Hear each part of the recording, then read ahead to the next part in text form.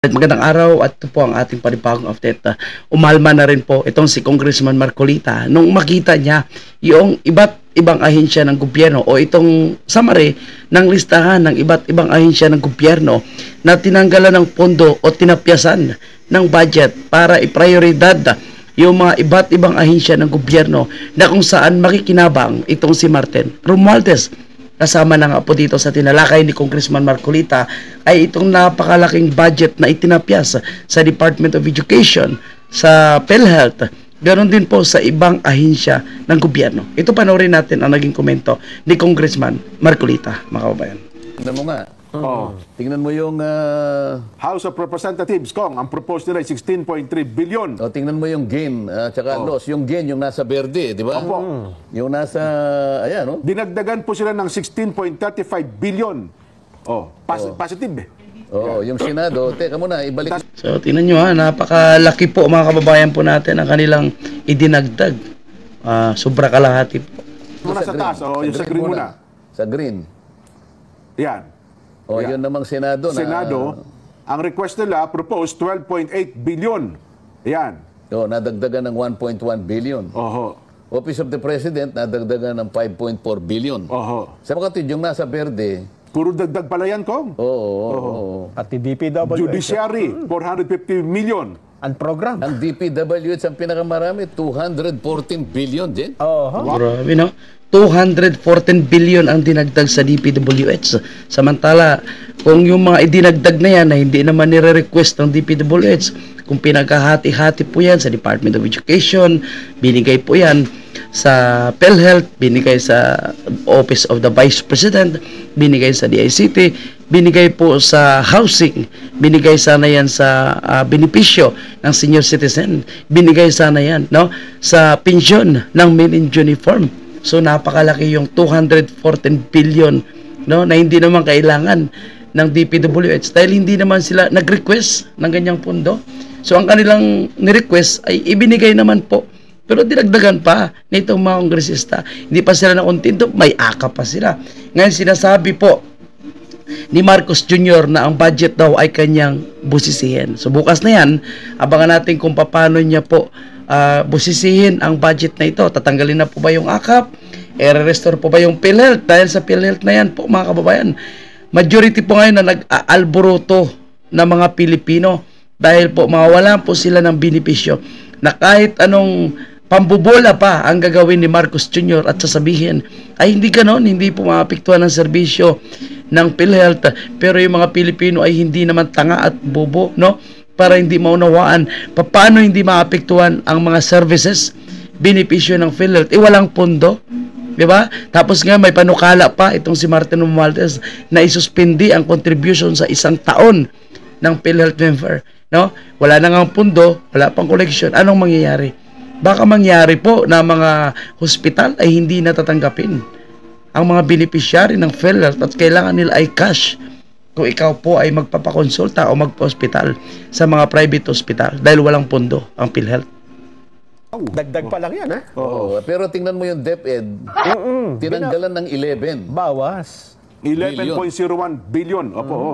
Ngayon, ang pinag-uusapan natin, hindi ba ang sabi na saligang batas din, kinakailangan highest priority ang education. Dito maliwanag nang na-prioritize DPWH. DPWH. 1.11 trillion. Pati yung program 373 billion. Ito yung program na lump sum dito yung pinag-uusapan na, di ba merong tumayong senador na sinasabi niya ito ay maliwanag na parang BIP itong nandito, yung very important project. Makikita mo pati yung Department of Education, Department of Agriculture dyan, no? DA, binawasan. 3.56 billion ko ang nabawas sa kanya. DSWD, nabawasan ng 12 billion. Laki pa rin ang So pagka tinignan mo yung basic, yung mga agencies na nag-expend ng basic services, DSWD, DepEd, DA, DOTR, DSUD. Pati DSUD. Pati DSUD Housing. Akala ko ba tayo 1 million per year na housing? Tinanggalin ba? 580. So yung 1 million per year na housing po ay Yan po ay isang pambubudo lang, mga kababayan po natin. No? At malabo pa po sa sabaw ng pusit na mangyayari po yan. Dahil sa halos 3 taon na po itong si Marcos Jr. ay hindi pa nga umabot ng 1 milyon ang napagawang bahay o hindi man lang umabot ng kalahating milyon. Diba? Paano nila matutupad ang kanilang libreng pabahay? Ipanay pa party-party, pa travel-travel, no? At pang-aayuda ang ginagawa ni Marcos Jr. at ng kanyang pinsan na si Tambaloslos. Nagbenta pa nga po sila ng ginto. Pero hindi pa rin nila natupad ang kanilang mga gustong gawin sa ating bansa. Kasi nga po, hindi nila prioridad ang kapakanan, kabutihan ng sambayan ng Pilipino. Prioridad po nila na makapagnakaw sa kaba ng bayan. Milyon lang naman eh. Oho. Pero walang nakikitang report, ano? Pati calamity, tinanggalan.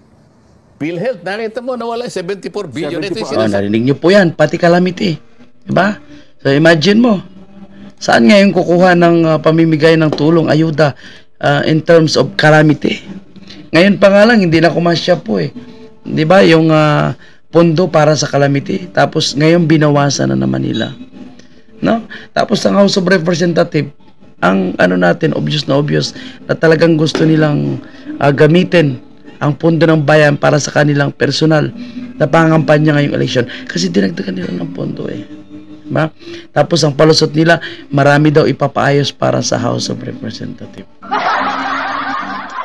natin dyan na, paano mo kaya kukumpunihin yan? Hindi naman ano eh, alam mo pagka ikaw ay doktor, siruhano ka, surgeon ka dyan. Pag meron kang inopera, di ba karaniwan meron kang binabalik eh, di ba? Ay, opo. Ha? Paano mong magagamot kung puro ka lang bawas? Kailangan meron ka na, di ba? Halimbawa, sira na yung atay mo, o kaya may pinapalitan yun eh, binabalik eh. Ang problema sa PhilHealth po, no? Dahil walang subsidy, paano mo ngayon mapupunduhan ang proyekto na yan? Kawawa talaga. Yung mga health advocates ngayon talagang galit na galit po sila, no? Sa budget na ito. So bukas magkakalaman, araw ng Lunes, no? Pipirma daw bukas si Marcos Jr. ng budget, no? So bukas natin malalaman, mga kababayan. Jen. Totoo po. Ito parang... yan ang kaya gusto lang nating ipakita. Hindi, marami ngayon ang medyo kinakabahan at medyo nag-aalangan, may pag-aalinlangan. Kanina ibinabati natin ang ating mga kababayan na sana maging maganda yung bagong taon dyan, ano? Opo. Pero dito sa forma nitong budget, doon pa lang sa mga basic services, medyo may problema dyan. Naku. Yan lang ang ating may kukomment dyan.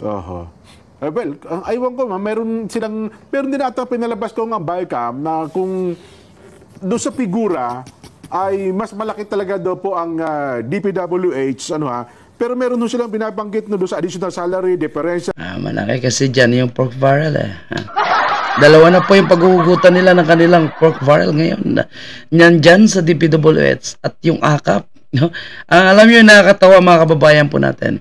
Ito ring DPWH Secretary at DSWD. So dalawa na pala yung kanilang ginagatasan ngayon. AKAP under sa DPWH at AKAP under sa DSWD. Na yung sinasabi ni Gatchalian, mga kababayan natin, na paulit-ulit, no? Lagi ni Gatchalian ini-insert na yung AKAP daw po ay hindi daw po yun pork barrel. Pero alam nyo mga kababayan po natin, kahit paulit-ulit pa sabihin nitong si Gatchalian, lalo lang po siyang nahalata, no? At sinasabi pa na yung mga barangay officials daw ay hindi involved sa paggawa ng listahan ng mga beneficiaries.